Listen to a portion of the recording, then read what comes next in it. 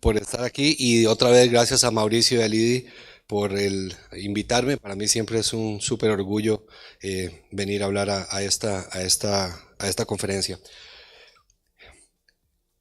Como dije ayer, las diapositivas están en inglés porque yo de estas charlas las doy muy a menudo en otros lugares y no tuve tiempo de traducirlas, no es que me senté a escribirlas en inglés para venir aquí, así es que vamos a hablar de trauma en el embarazo y esto es como una visión bastante simplista del trauma en el embarazo, pero a fin de cuentas basándose en que mucha de la gente aquí trabaja en emergencias, trabaja en hospitales en donde son el primer contacto con alguien. La gran mayoría de los bebés que se mueren y de las mamás que se mueren por trauma no se mueren por un balazo en la cabeza o un cuchillo en el tórax, porque eso es bastante infrecuente en mujeres embarazadas. Yo sé qué pasa, pero es más infrecuente. La gran mayoría de los traumas durante el embarazo son traumas menores, son traumas mínimos, y el problema está en que la gente lo minimiza y después vienen las complicaciones más tarde. Entonces, esa es la principal idea de poder saber que las cosas, a pesar de que sea un trauma que puede sonar trivial, pueden haber complicaciones importantes. Y si alguien tiene alguna duda, levanta la mano y me interrumpe y ahí hablamos lo más informal que se pueda. Entonces, más o menos como entre un 6 a un 8% de los embarazos tienen trauma y de nuevo, la gran mayoría son cosas mínimas, pues no mínimas, pero desde el punto de vista médico a uno no le parece que sea gran cosa. Lo más frecuente, por lo menos en Estados Unidos, es abuso doméstico. Luego están las caídas, simple y sencillamente ir caminando y caerse, etcétera. Accidentes de tránsito, y la gran mayoría de los accidentes de tránsito usualmente no son gran cosa, pero es suficiente para producir problemas. Y una de las cosas interesantes es, mucha de la gente a veces se preocupa, o lo primero que le pregunta a una paciente es si tuvo trauma directo en el abdomen, pensando que eso aumenta el riesgo de que algo le pase al embarazo.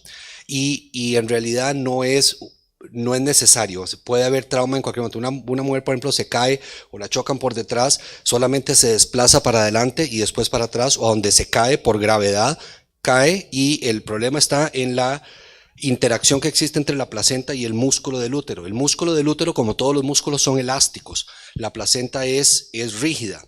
Entonces, si uno se cae, al caerse y parar en el suelo, por gravedad, el músculo sigue extendiéndose para abajo y la placenta no se mueve. Y ahí donde el músculo se desplaza y la placenta es rígida, ahí es donde se rompen los vasos que comunican la placenta con el útero, y eso es lo que produce los desprendimientos de placenta, que es lo que termina matando a los bebés y eventualmente a las mamás en la gran mayoría de los casos. Entonces, los cambios fisiológicos del embarazo, estoy seguro que todo el mundo se los sabe de memoria, pero hay una serie de cosas particularmente importantes para el trauma. Obviamente, todo lo que es desde la boca hasta la glotis, toda la vía aérea, es un poco más difícil que si no está embarazado, porque hay aumento de flujo sanguíneo, es mucho más friable. Eso hace entonces que la vía aérea sea más difícil de manejar. La otra cosa es al momento de intubar a la gente, todo el mundo lo sabe, hay que preoxigenarlas muy bien, porque sobre todo en la segunda mitad del embarazo, cuando el diafragma sube para arriba, comprime las bases del pulmón, y eso disminuye la capacidad residual funcional más o menos como en un 20%. Hay estudios midiendo hace muchos años la cantidad del shunt fisiológico que existe, correcto, la sangre que pasa del lado derecho al lado izquierdo del corazón sin oxigenarse, porque normalmente hay más ventilación que perfusión. El shunt normal es como de un 2%, 2 a 4%. En el embarazo sube hasta un 15% por la compresión de las bases del pulmón. Entonces, obviamente, la tendencia a desoxigenar es muchísimo más alta. A nivel cardiovascular, todo el mundo sabe que hay un aumento en el gasto cardíaco, pero una de las cosas más importantes es la caída en las resistencias. Las mujeres embarazadas generalmente tienen una caída en las resistencias sistémicas de un 17%, y como uno sabe, la presión diastólica depende de las resistencias sistémicas.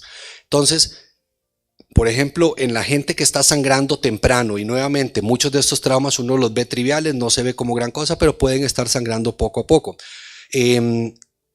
Si uno ve que la presión de pulso empieza a estrecharse porque la diastólica empieza a subir, eso es bastante anormal en el embarazo, porque en el embarazo uno espera generalmente presiones diastólicas bien bajas y en hemorragia, dentro o fuera del embarazo, uno de los marcadores más tempranos de hemorragia es justamente eso, la diastólica empieza a subir y la sistólica se mantiene, porque si uno empieza a sangrar y no ha sangrado mucho, el cuerpo secreta catecolaminas que comprimen las arteriolas, eso sube las resistencias sistémicas, pero también se comprimen las venas por los receptores alfa en las venas que los vasopresores producen, las catecolaminas endógenas en este caso, aumenta la precarga y eso va a mantener el gasto cardíaco. Entonces la sistólica se mantiene, pero la diastólica empieza a subir. Entonces, particularmente en el embarazo, eso es un marcador que lo debe hacer a uno pensar que alguien probablemente está sangrando tempranamente. La otra cosa que es importante es la compresión. Después de la semana 20, la compresión del útero sobre la cava inferior.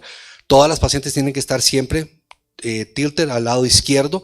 Puede ser al lado izquierdo o al lado derecho. Por convención todo el mundo lo hace hacia el lado izquierdo, pero puede ser también al lado derecho. Si por A o por B tiene un trauma, no lo puede hacer a la izquierda, se puede hacer al lado derecho. Cualquiera de los dos es aceptable. La compresión en la vena cava puede disminuir el gasto cardíaco más o menos como hasta un 20 a un 30%. Así es que eso son cosas básicas, pero que siempre hay que recordar. Y después la otra cosa importante para recordar es a nivel hematológico los niveles de fibrinógeno. ¿Sí? El fibrinógeno normalmente en la segunda mitad del embarazo anda más o menos de 300 a 500 miligramos por decilitro. Si por A o por B, y ahora vamos a hablar de eso, si por A o por B piden exámenes de coagulación, el fibrinógeno puede venir en 180 y eso en el laboratorio donde ustedes trabajan ni siquiera va a estar marcado como si fuera anormal, pero un fibrinógeno de 180 en la segunda mitad del embarazo es altamente anormal y eso puede ser un marcador de desprendimiento de placenta, porque cuando la placenta se desprende hay mucho factor tisular en la interacción de la placenta con la pared del útero. El factor tisular pasa a la sangre, activa el factor 7, se activa la cascada de coagulación y el fibrinógeno se empieza a consumir. La otra cosa es que no debería pasar, pero todavía pasa a veces, es, aunque sea un trauma menor, si hay necesidad de hacer cualquier imagen, todas las imágenes se deben hacer en el embarazo. No hay ninguna imagen que llegue a sobrepasar los 5 rads, que son más o menos 50 miligrays, que es lo que sea por convención aceptado como el máximo límite que sea seguro y que no vaya a producir problemas. Sin embargo, cualquier imagen debe de hacerse si se puede hacer. Obviamente, si es un trauma en donde uno tiene en realidad poca sospecha de que algo esté ocurriendo, no hay necesidad de hacer un CT de cabeza a pelvis, solo porque eso es lo que usualmente cuando tenemos trauma, pero si está indicado se puede hacer. Medios de contraste, los medios de contraste que se usan para TAC, los medios de contraste iodinados son totalmente seguros, no producen trastornos en la tiroides del feto, así es que se pueden usar sin ningún problema. La resonancia magnética no se usa tanto en trauma, correcto, porque toma mucho tiempo, pero si se fuera a hacer, la gran mayoría de los países recomiendan no utilizar los medios paramagnéticos de contraste, que es el gadolinium. Sin embargo, no hay buena evidencia que en realidad sea tóxico para el bebé. Hay algunos estudios que han demostrado que produce problemas de articulaciones y problemas dermatológicos e inflamatorios, pero si es necesario se puede hacer. Así es que el mensaje es: cualquier imagen que se tenga que hacer, se hace sin ningún problema. La otra cosa es, yo no sé si todavía aquí lo hacen, pero poner el cobertor abdominal, ¿verdad? Los lead aprons en la pancita no funcionan. Y la Sociedad Americana de Radiología ya no recomienda su uso, así es que nosotros tenemos varios años de no usarlo porque en realidad no sirve para nada, no previene la exposición a la radiación en una cantidad significativa, así es que no es necesario hacerlo. Entonces ahora vamos a ir hablando de algunas de las cosas básicas que al momento de entrada se pueden considerar. Sí, desde el punto de vista de si hay trauma craneoencefálico, la presión intracraneana en el embarazo no cambia, así es que es exactamente igual, de tal manera que el threshold para empezar tratamiento de 20 a 22 milímetros de mercurio, depende de lo que quieran usar, no cambia y es el mismo. Si hay que utilizar cualquier sedante, el que sea, no hay ningún sedante, ni ningún analgésico, ni ningún paralítico que esté contraindicado en el embarazo, todos se pueden usar. Desde propofol, dexmedetomidina, benzodiazepinas, todos los narcóticos, pentobarbital, todos se pueden usar si está indicado. Desde el punto de vista de tratamiento osmótico, si quieren usar manitol o quieren usar salino hipertónico, también se pueden utilizar los dos si está indicado, obviamente. Tal vez una de las cosas más importantes es en trauma craneoencefálico, si la paciente está intubada y entonces uno está manejando el ventilador, siempre recordar que la PaC2 de 35-45, que es lo que la gran mayoría de la gente entonces va a buscar como lo óptimo, eso sí no aplica en el embarazo, porque eso en realidad es una CO2 alta para el embarazo, porque en el embarazo la frecuencia respiratoria no aumenta, eso sí es importante saber, no aumenta, eso no es cierto, pero sí aumenta el volumen tidal, de tal manera que la PaC2 normal es de 30, entonces hay que nada más ajustar el ventilador para tener una PaC2 de 30, porque 40 de lo contrario va a producir hipercarbia con vasodilatación cerebral y empeorar edema cerebral, ¿correcto? Y la otra cosa importante es el bicarbonato, ¿verdad? El bicarbonato normalmente no es 24 en el embarazo, sino que es más o menos de 18 a 22, simple y sencillamente porque el riñón desde muy temprano en el embarazo empieza a perder bicarbonato por la alcalosis respiratoria que existe, ¿correcto? De las cosas más o menos nuevas, no sé si esto lo han leído, pero hay un estudio reciente en New England viendo el threshold para transfundir en trauma craneoencefálico, comparando 7 contra 10, mucha gente transfunde a 10, 8, 7, este estudio encontró ninguna diferencia entre 7 y 10. Esto es fuera del embarazo. Ahora, en el embarazo, si bien es cierto, hay una cosa que se llama protección por exclusión y eso es uno de los problemas más grandes que existen en las mujeres embarazadas desde el punto de vista de investigación. Protección por exclusión quiere decir que la gente piensa que uno protege a las mujeres embarazadas excluyéndolo de los estudios importantes y en realidad es todo lo opuesto. Así es como se daña a las mujeres porque después no hay evidencia para hacer absolutamente nada. Pero bueno, a fin de cuentas, probablemente el 7, la gran mayoría de la gente lo va a usar también durante el embarazo. Acuérdense que en el embarazo la hemoglobina fetal tiene una altísima afinidad por el oxígeno. Entonces, si bien es cierto, todo el mundo se preocupa en la mujer embarazada que hay, y eso es totalmente inventado, que hay que mantener una saturación arriba de 94, otro dice arriba de 95, otro dice arriba de 96 para garantizar oxigenación en el feto. En realidad, la hemoglobina fetal cuando pasa por la placenta tiene tanta afinidad por el oxígeno que incluso a concentraciones bajas de oxígeno el bebé va a extraer oxígeno en forma apropiada. Así es que a pesar de que no hay evidencia, la gran mayoría de la gente también usa 7 como un threshold para transfundir en trauma craneoencefálico durante el embarazo. Desde el punto de vista de la línea de la vía aérea, ya eso también hablamos. Todas estas cosas son cosas básicas, pero nuevamente, esto no es lo más importante y lo que mata más gente. Obviamente la vía aérea es más difícil de manejar, de tal manera que si se ocupa una vía aérea, tener a la gente más experta para poder asegurarla lo más rápido posible. Desde el punto de vista de medicinas que se vayan a utilizar para intubar a una persona, se sigue recomendando RSI, ¿verdad? Rapid Sequence Intubation, eso está bien. Se puede usar cualquier agente inductor y se puede usar nuevamente cualquier paralítico. Así es que Propofol, ketamina, etomidate y cualquiera de los paralíticos, ya sea succinil, rocuronio, todos se pueden usar durante el embarazo. Sugamadex, si hay que revertir el rocuronium, también está aceptado en el embarazo. De tal manera que todos los principios básicos se mantienen sin ningún cambio. Si hay que colocar un tubo de tórax, ¿verdad? Sobre todo, si tiene 9 semanas del embarazo, se hace exactamente igual, se hace en el cuarto o quinto espacio sin ninguna diferencia. Pero si es más allá de las 20 semanas o se ve que es una pancita relativamente grande, entonces tratar de subirse un espacio, la gran mayoría los colocamos más o menos como en el tercer espacio intercostal por el ascenso del diafragma y el aumento en el riesgo de laceraciones en el hígado o en el vaso si se hace un poquitito más bajo. Todos estos son cosas básicas, ¿sí? Desde el punto de vista del trauma abdominal, algunas cosas cambian, correcto. Donde el útero sube, desplaza el intestino para arriba y el útero va a actuar como un escudo.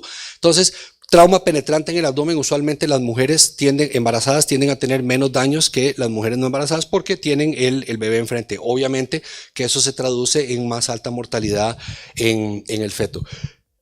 Hay más riesgo en los traumas altos abdominales de perforación del intestino delgado por el desplazamiento del intestino delgado y hay, sobre todo del lado del vaso, porque el flujo sanguíneo en el hígado durante el embarazo se mantiene constante, a pesar de mucha gente pensando que aumenta, en realidad no hay diferencia, pero en el vaso sí hay un aumento en el flujo sanguíneo, entonces la incidencia de laceraciones en el vaso está aumentado durante el embarazo. FAST sí se puede hacer en el embarazo, la sensibilidad es un poco más baja en el embarazo que fuera del embarazo, sobre todo en embarazos avanzados cuesta agarrar las ventanas un poquitito más, pero la sensibilidad es más baja, es más o menos como de un 60%. Y la otra cosa importante es, como todo el mundo sabe, si una persona está profundamente hipotensa, puede ser que no esté sangrando suficiente y entonces el FAST va a ser negativo. Así es que entender que el FAST tiene una sensibilidad limitada. Traumas pélvicos, más riesgo de posibilidad de trauma a la cabeza del bebé, porque el 95% van a estar cefálicos en la segunda mitad del embarazo, y nuevamente hay un aumento en la vascularidad en el retroperitoneo, por lo que hay aumento en el riesgo de hemorragias retroperitoneales. Ayer hablamos un poco de esto, pero esto es parte de trauma, entonces lo vamos a repetir otra vez, y si alguien no está... si hay que activar un protocolo de transfusión masiva durante el embarazo, generalmente se aplican, hay hospitales que tienen un protocolo específico para la población obstétrica, otros no, y utilizan el mismo que se usa para trauma general en el embarazo. La única diferencia que hay es, es una copia del que usamos en el centro donde yo trabajo, entonces se empieza con un ratio de 1:1:1 de glóbulos rojos, plasma y plaquetas, pero generalmente damos crioprecipitado temprano desde la primera ronda. Y muchos de los protocolos de trauma también dan crioprecipitado desde la primera ronda, porque no solo en el embarazo, sino que también en trauma general, la caída en el fibrinógeno temprano correlaciona con aumento en la mortalidad. Una de las cosas que hablábamos ayer, en muchos centros el plasma, si bien es cierto debe de descongelarse, hay muchos centros que tienen una cierta cantidad de unidades de plasma que están descongeladas, están listas y se pueden utilizar esperando los traumas del día. Entonces, muchas veces, por lo menos para la primera y la segunda ronda, hay suficiente plasma para darlo. El crioprecipitado usualmente no está disponible y hay que esperar a que se descongele y toma más o menos unos 15 a 20 minutos. En otros lugares 30 a 40 minutos, depende del banco de sangre.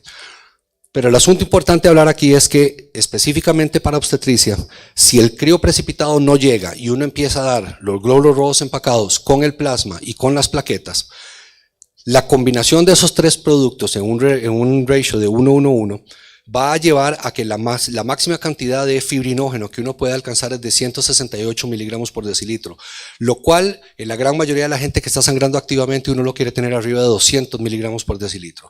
Sin embargo, 168 en el embarazo es profundamente anormal, sobre todo en la segunda mitad del embarazo. Entonces, si uno no tiene crioprecipitado temprano y solamente da el plasma con las plaquetas y con los glóbulos rojos y la paciente tenía un fibrinógeno de 270 cuando llegó, lo único que estamos haciendo con esto es diluirlo aún más. Entonces, en traumas menores, sobre todo si empieza a tener un desprendimiento de placenta, empieza a sangrar, se activa el protocolo y se empiezan a dar estos productos 1:1:1, es muy probable que uno le esté haciendo más daño a la paciente que beneficio. Ahora, obviamente esto es mejor que darle 4 litros de cristaloide con 2 unidades de glóbulos rojos empacados, pero esto no es óptimo en obstetricia. La otra cosa importante, y estoy seguro que también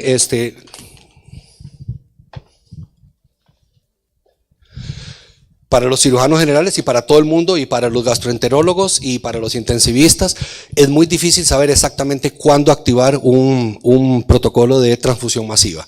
Y quien diga que es fácil, bueno, todo el mundo tiene derecho a su opinión, ¿sí? Pero hay múltiples tools que se han usado con diferente valor predictivo positivo, valor predictivo negativo, sensibilidad y especificidad, activamente sangrando, que tome en cuenta para decir active el protocolo. Obviamente uno siempre dice, bueno, yo quisiera activar el protocolo lo más rápido posible para que nadie se me muera de hemorragia, ¿cierto? El problema está en que si uno hace eso, la cantidad de productos de sangre que se van a desperdiciar y terminan en la basura es bien importante. Y le puedo decir cómo, miembro del comité de transfusión del hospital mío, una vez al mes nos reunimos y entonces se revisan todas las activaciones de protocolos de transfusión masiva, y hay algunos en donde es inexplicable la cantidad de productos que se desperdician, son cientos de miles de dólares al año, de tal manera que eso no es o sea, uno no puede decir, mira, lo voy a activar porque a mí no se me va a morir. Por el contrario, si uno obviamente se espera muy tarde, eventualmente puede ser que vaya en detrimento de la paciente. Entonces, se pueden hacer varias combinaciones de esto. Entonces, en términos generales, uno puede dividirlo en los instrumentos que uno usa basados en signos vitales. Por ejemplo, Si tenés una sistólica en menos de 90, un pulso arriba de 120, los que les gusta usar el shock index, ¿verdad? Lo pueden usar. Si uno usa solo signos vitales, obviamente la sensibilidad es mayor, lo que quiere decir que rápidamente uno lo va a activar y va a tener los productos para la gente, que iba a sangrar al punto de morirse, pero tiene muchos falsos positivos. Como cualquier test que tenga alta sensibilidad, el precio a pagar es mucho falso positivo. Hay otros índices que lo que hacen es combinan los signos vitales con algo de laboratorio, como un lactato, como estudios de coagulación, etcétera. Obviamente esos van a tener menos falsos positivos, pero el precio a pagar es que va a durar más tiempo en tener los resultados. Entonces, nadie sabe exactamente en qué momento. En obstetricia, la gran mayoría de la gente los activa en la presencia de sangrado activo con un pulso arriba de 120 y una sistólica en menos de 90. Eso es lo que nosotros usamos en el centro mío. Eso no quiere decir que eso sea lo único correcto.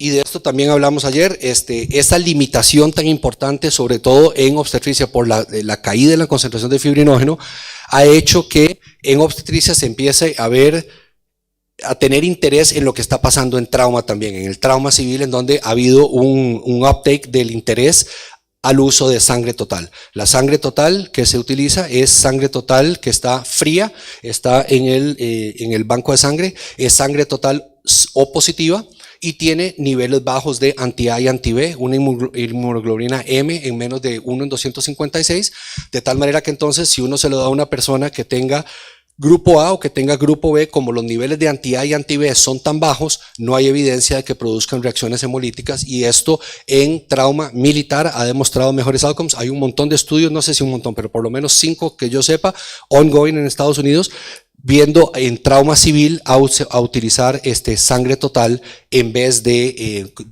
terapia de componentes. Ahora, no hay ningún banco, por lo menos que yo conozca, ningún banco de sangre que tenga suficiente sangre fresca para manejar 2 horas, 3 horas de transfusión masiva. Lo que generalmente hacen los hospitales es la primera o la segunda ronda le dan 1 o 2 unidades de sangre total, y después de eso, si todavía se ocupa, se pasa a terapia de componentes porque no hay suficiente cantidad de sangre fresca. Las ventajas, dentro de otras, de la sangre fresca es el hematocrito es muchísimo más alto, ¿sí? El hematocrito es como de un 40 a un 50%.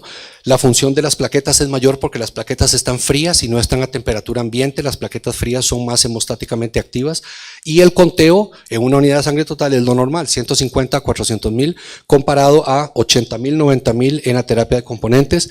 La actividad de los factores de coagulación es de 100% comparado a 65% con terapia de componentes. Los niveles de fibrinógeno, 1000 comparado a 750 miligramos por decilitro. Y la otra cosa que hablábamos ayer que es importante es que en la terapia de componentes, el plasma, los glóbulos rojos empacados, las plaquetas, están diluidas con citrato, tienen un montón de preservantes, tienen cristaloide, y eso es un montón de líquido extra que no es necesario para los pacientes, de tal manera que con sangre total se da menos líquido total con mejor calidad de derivados sanguíneos. La otra ventaja es que no está el problema de descongelar el plasma. Si uno está en un hospital donde no hay plasma descongelado y no hay necesidad de descongelar el crío porque la sangre no está congelada. Tal vez uno de los principales problemas de esto es la sangre total depende del hospital y depende de los guidelines que tenga el banco de sangre. Generalmente tiene que usarse dentro de 21 a 35 días, lo cual es menor que los glóbulos rojos empacados, que es hasta 42 días. Sin embargo, como hablábamos ayer, la sangre total, si al día 14 no se ha usado, se puede obtener los glóbulos rojos empacados y almacenarlos después. Mucha gente piensa que esto es imposible, que que es muy caro, que los bancos de sangre, pero a fin de cuentas, si se demuestra que de verdad en el trauma civil y eventualmente en obstetricia uno alcanza la hemostasis más rápido, eso se va a traducir a menos uso de derivados sanguíneos, y eventualmente hay varios artículos que hacen un análisis de costo-beneficio, y aparentemente es beneficioso a pesar de que sea más caro al principio. Correcto. Por ejemplo, cuando la dexmedetomidina salió para sedación en cuidados intensivos, era caro, ya no sé aquí, en Estados Unidos dexmedetomidina ya es regalado, es igual que midazolam, es igual que cualquier cosa, pero cuando salió era mucho más caro que midazolam y fentanil, por ejemplo. Sin embargo, si uno se ganaba 1 o 2 días de ventilación mecánica con menos delirio, termina pagando la plata de vuelta y vale la pena pagar por el medicamento más caro al principio. Esto es la evidencia en trauma civil del uso de sangre total. En el forest plot, ahí al final se ve que hay evidencia de mejor sobrevida utilizando sangre total. Todos y cada uno de estos estudios son estudios observacionales. Recuerden que los estudios observacionales son estudios que solamente generan hipótesis, no generan causa-efecto, de tal manera es que no hay evidencia de que la sangre total hoy por hoy en trauma civil mejore los outcomes, pero hay que esperar los estudios randomizados. Esto es en obstetricia, en donde algunos centros están usando sangre total. En mi hospital no lo usamos porque no lo tenemos, pero en algunos centros están usando sangre total para placentas secretas, etcétera, y eventualmente para trauma en el embarazo si es necesario. Y aparentemente la gente de veras deja de sangrar más rápido, y la cosa que sí se demuestra claramente es que se ocupa menos volumen total para alcanzar hemostasis. Esto hablábamos también, si una mujer embarazada llega y necesita sangre total y no saben cuál es el RH, mucha de la gente se preocupa por darle sangre O positiva, y si es RH negativa, después en los embarazos que siguen va a estar sensibilizada y va a tener problemas de aloinmunización. Sin embargo, si uno ve los números, solamente como un 10% de la población mundial es RH negativo. Además de eso, si una persona RH negativa recibe sangre RH positiva en el setting de trauma, en donde hay un estado de inmunosupresión, solamente entre 3 a 30% van a desarrollar anticuerpos contra el antígeno D, o sea que es la minoría que se va a sensibilizar. Si eventualmente se sensibiliza y viene el embarazo que sigue, de una mujer RH negativa, 40% de los fetos van a ser RH positivos, así que no va a haber ningún problema. Y además de eso, si fuera que el bebé es RH positivo, generalmente durante el embarazo hay que alcanzar un nivel de anticuerpos anti-D de 1 en 16, que la mayoría de la gente no lo alcanza. A fin de cuentas, el riesgo de sensibilización es menos de 1%, de tal manera que sí se demuestra que la sangre total cambia los outcomes en trauma, y se empieza a utilizar. Las mujeres embarazadas o las mujeres en edad reproductiva, porque van a llegar y uno no sabe si están embarazadas o no, no deberían ser deprivadas de darle sangre O positivo por el temor de que se sensibilicen al antígeno D. La otra cosa que es importante es que el riesgo de aloinmunización RH es independiente del número de unidades que se le hayan dado. Lo que quiere decir es, si una persona, por ejemplo, viene, digamos, un trauma en el embarazo, se dan cuenta que está embarazada el primer trimestre del embarazo, alguien le dio una unidad, ya sea de sangre total O positivo, o por A o por B le dieron otro producto que es O positivo, y vuelve el type and screen de la paciente, y la paciente resulta que es RH negativa.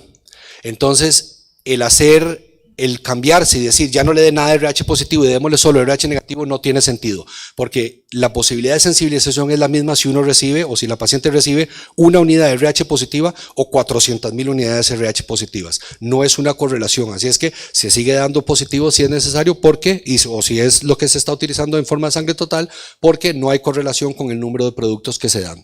Y después de eso, si eventualmente uno quiere revertirlo con ROGAM, se puede dar de acuerdo a una fórmula de 10 microgramos por mililitro si es transfundido, si es sangre total, o 20 microgramos por mililitro si son glóbulos rojos empacados. Yo sé que este es un tema sensitivo para este público, en otros públicos no es tan sensitivo, porque mucha gente tiene una visión clara, otros tienen una visión más distinta. Desde el punto de vista en trauma obstétrico y en hemorragia obstétrica no hay evidencia para usar un RIBOA, incluso hay mucha evidencia afuera, pero es evidencia observacional.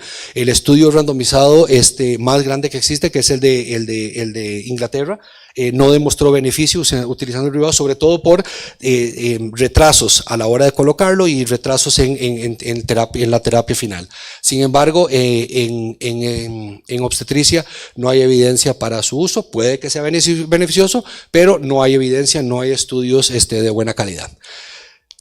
Y ahora un par de cositas por aquí. Esto es un caso de las cosas clásicas que pasan en emergencias. Una paciente tiene 34 semanas, tuvo trauma, digamos, se cayó, la golpearon en el abdomen, no tiene ninguna molestia, se siente de lo más bien y esos son los signos vitales. Tiene 34 semanas. Esta presión diastólica de 100 es bastante anormal en la segunda mitad del embarazo, por el hecho de que la progesterona, el óxido nítrico, producen vasodilatación, y recuerden que la presión diastólica depende de las resistencias. Entonces uno esperaría que la presión diastólica fuera mucho más baja. Esa presión sistólica de 100, haciendo que la presión de pulso sea más angosta, lo tiene que hacer a uno pensar en la posibilidad de que esté sangrando. Obviamente, si tiene un balazo en el cuello, va a estar sangrando y se ve muy bien, pero puede estar sangrando detrás de la placenta y muchas veces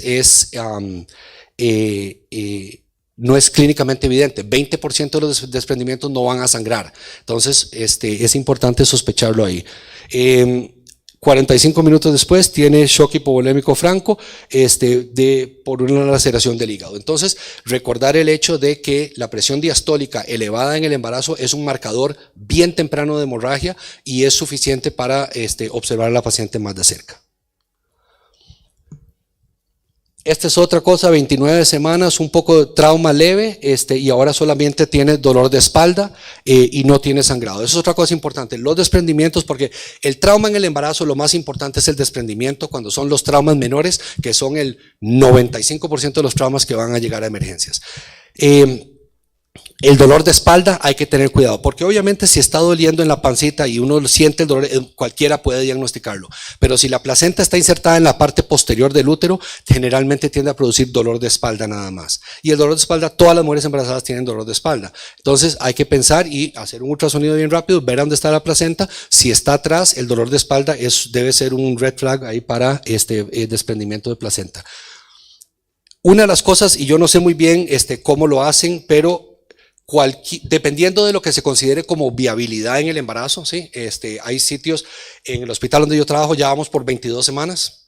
Antes era 24, 23, ya vamos por 22. Hay otros lugares donde es 28, 26, entonces no sé muy bien, tengo entendido que tal vez 26 anda por aquí. Cualquiera que sea 26 semanas, cualquier trauma, por más trivial que sea, requiere por lo menos 4 horas de monitorización en el hospital con monitoreo fetal. El ultrasonido no sirve para ver si tiene un desprendimiento o no, la sensibilidad del ultrasonido es de un 50%. Así es que en vez de molestarse en ordenar un ultrasonido, esperar a que alguien venga y lo haga, mejor tire una moneda para arriba y decide cuál sí y cuál no, porque es exactamente lo mismo la posibilidad de detectarlo. Entonces no es parte del estudio. Y los exámenes de laboratorio, mucha gente los pide, pero los exámenes de laboratorio, ahora vamos a hablar un poquito de eso, no son necesarios para hacer el diagnóstico de desprendimiento de placenta. Sí, el desprendimiento de placenta es un diagnóstico clínico con dolor, con aumento en las contracciones, como se ve ahí, y sangrado, pero el 20% no van a sangrar.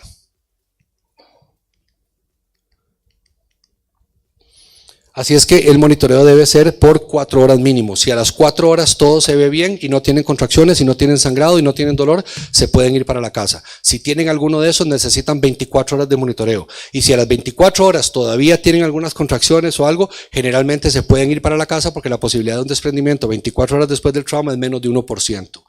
Ahora, mucha gente pide exámenes de laboratorio para ayudar en el diagnóstico de desprendimiento. Eso no es necesario, pero si piden por A o por B productos de coagulación, acordarse de que el fibrinógeno tiene que estar probablemente arriba de 350, 400. Si está por abajo, puede ser un marcador de consumo por activación de la coagulación.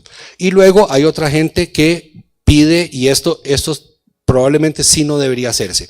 Mucha gente pide, cuando hay trauma, un Kleihauer-Betke, ¿verdad? Una tinción de Kleihauer-Betke o citometría de flujo que se hace para detectar glóbulos rojos fetales en la circulación materna. Y entonces, si es positivo, quiere decir que hay sangrado feto-materno. El sangrado feto-materno es muy común, pasa en todos los embarazos, y el problema está en que si lo piden y está positivo y la señora no tiene nada y ya se quiere ir para la casa y el monitoreo se ve perfecto, entonces, ¿qué van a hacer con ese examen?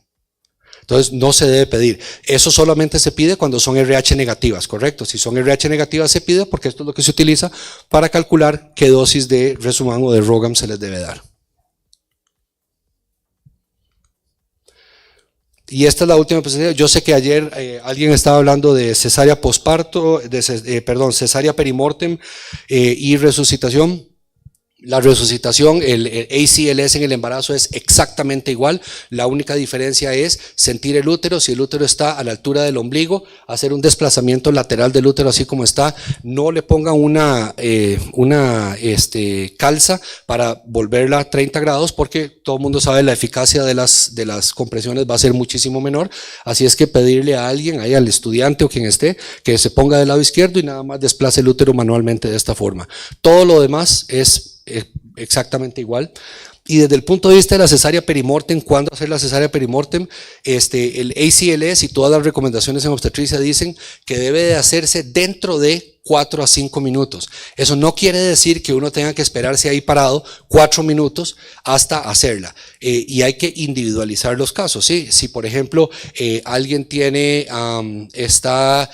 un embarazo de término y uno sospecha una embolia de líquido amniótico y se le empieza a dar CPR y al minuto todavía no hay pulso, yo creo que cualquier obstetra cogería un bisturí y abriría y sacaría el bebé de una vez porque es un bebé que yo sé que hace un minuto estaba perfecto. Entonces ahí uno no se va a esperar 4 minutos, lo hace inmediatamente. Por el contrario, una mujer que tenga 24 semanas, en donde el bebé probablemente en el entorno en el que uno está piensa que no va a vivir, y era una intoxicación por qué sé yo, bupivacaína, y ya recibió la infusión, el bolo por lo menos de intralípida al 20%, y solo ha pasado un minuto. Tal vez uno puede quedarse ahí un minuto, 2 minutos más, 3 minutos más esperando a ver si tiene ROSC. Entonces es individualización, pero esto ha sido muy mal interpretado pensando que si no llego a los 4 minutos no puedo abrirle el abdomen. ¿Right? Y eso es lo que tengo, son cosas básicas para quien vea a la paciente. Gracias.